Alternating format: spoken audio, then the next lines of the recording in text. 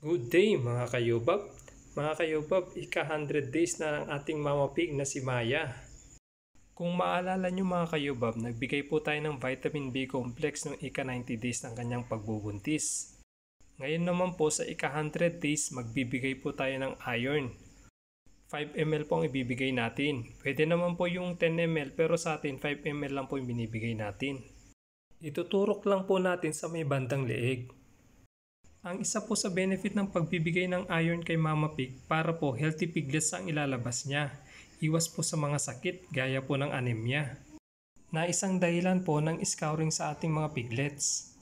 At sa ika-105 days naman po, pupurkahin po natin ang ating Mama Pig. 14 days na lang po manganganak na po ang ating Mama Pig. Sana po marami po siyang ianak. Napansin ko pa naman mga kayubab, medyo maliit po ang kanyang tiyan. Sa tingin nyo mga kayubab, ilang kaya ang ianak ng ating Mama Pig? Comment down below naman po. Yun lang po mga kayubab, sana may natutunan na naman kayo. Thank you for watching. God bless po.